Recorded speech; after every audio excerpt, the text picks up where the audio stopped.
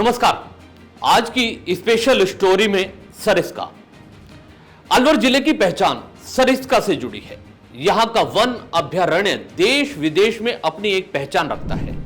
सरिस्का बाघ अभयारण्य अरावली पर्वतमाला में स्थित है, जो राजस्थान के अलवर जिले का एक हिस्सा है। सरिस्का को वर्ष 1955 में एक वन्य जीव अभयारण्य घोषित किया गया था और बाद में वर्ष 1978 में इसे बाघ अभयारण्य घोषित कर दिया गया, जिसके बाद से यह भारत के प्रोजेक्ट टाइगर का हिस्सा बन गया। यहां हर साल लाखों पर्यटक भ्रमण करने आते हैं। इसके चलते पूरे सरिस्का के सीटीएच सहित पूरे बफर जोन में होटल व्यवसाय आसमान पर पहुंच गया। लेकिन इस व्यवसाय से जुड़े खासकर होटल संचालकों ने प्रकृति के साथ बड़ा खिलवाड़ किया है, जिसमें कई बड़े नेता और अफसर भी इसमें शामिल रहे, जिनके प्रत्यक्ष या अप्रत्यक्ष रूप से संरक्षण के चलते क्षेत्र में अवैध अतिक्रमणों की बाढ़ आ गई। सरिस्का के अकबरपुर रेंज के बफर रेंज में सिलीसेट के चारों तरफ ऐसा लगता है कि यहां तो पूरी झील को ही होटल्स ने घेर लिया है। यहां चारों तरफ होटल खुल गए हैं, जिससे लेक पैलेस का गला घोंट दिया गया।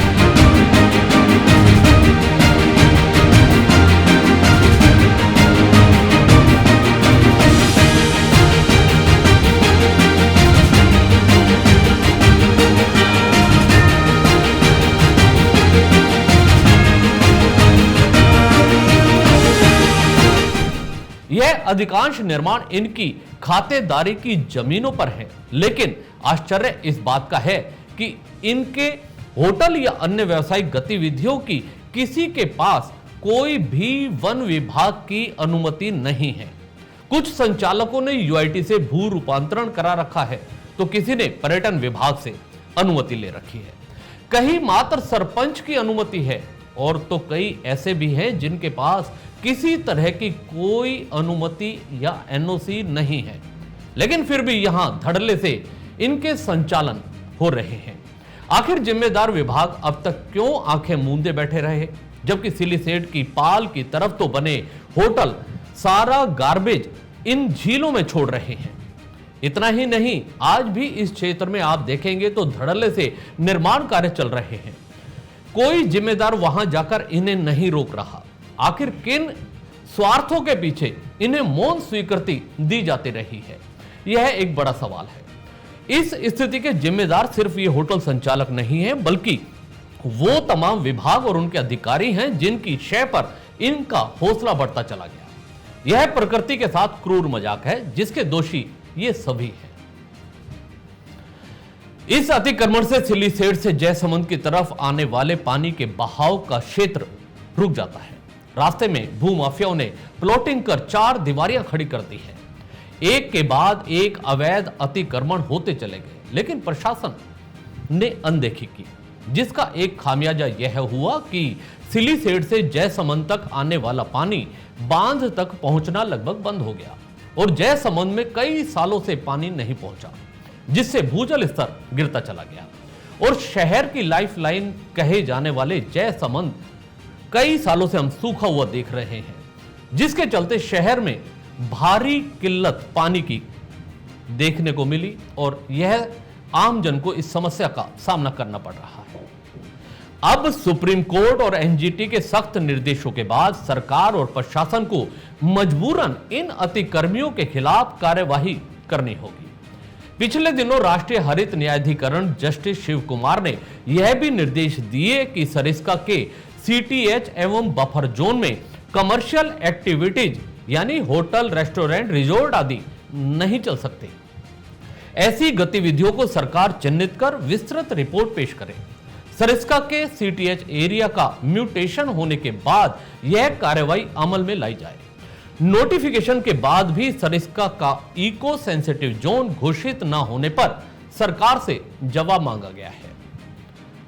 वहीं पर्यावरण एवं जलवायु परिवर्तन विभाग के अतिरिक्त मुख्य सचिव एसीएस ने आदेश पारित कर दिया है कि सरिस्का, रणथंभौर समेत जमीन पर संचालित होटल, रेस्टोरेंट बंद करने के आदेश दिए हैं। प्रदेश सरकार ने सभी कलेक्टर को यह आदेश जारी किए हैं जिसमें कहा गया है कि CTH, buffer zone, sanctuary, national park में किसी भी प्रकार की कमर्शियल गतिविधियां नहीं चल सकती।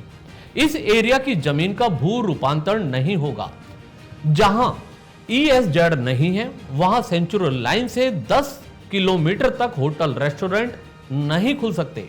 जहां पर ESZ बन चुका है वहां सीटीएच, बफर, सेंचुरी लाइन से 1 किलोमीटर दूरी तक खनन, होटल या अन्य कमर्शियल गतिविधियां नहीं चलेंगी।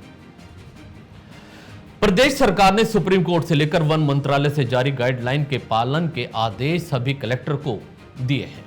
इसमें साफ कहा है कि क्रिटिकल टाइगर हैबिटेट यानी सीटीएच या बफर सीमा से 1 किलोमीटर तक कोई भी कमर्शियल गतिविधियां संचालित न होने पाए।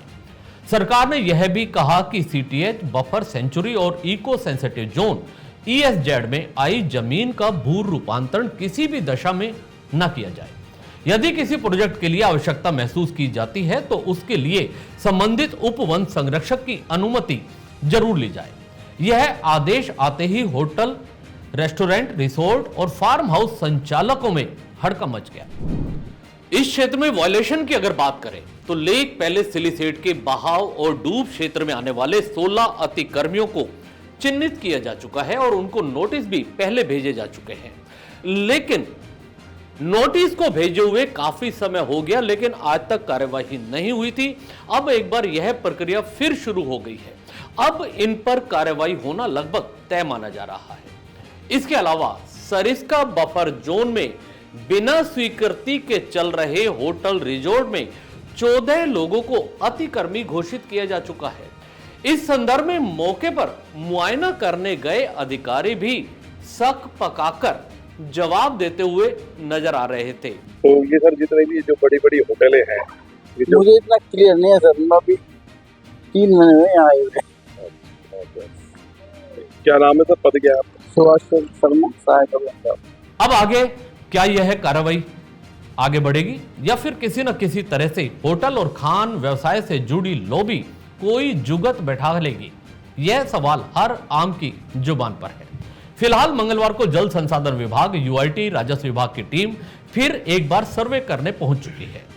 अलवर तहसीलदार तनुज शर्मा इसका सुपरविजन कर रही है। यह टीम अपनी रिपोर्ट तैयार कर पेश करेगी। इस दौरान इस क्षेत्र के चिन्हित सभी 16 अतिक्रमियों सहित अन्य अतिक्रमणकारियों को भी चिन्हित किया जा रहा है जो बहाव और बांध क्षेत्र में बाधा बन रहे हैं। देखते हैं अभी आगे आगे होता है क्या। इस खबर में इतना ही। दीजिए इजाजत, नमस्कार। चैनल को भी सब्सक्राइब करना ना भूलिएगा।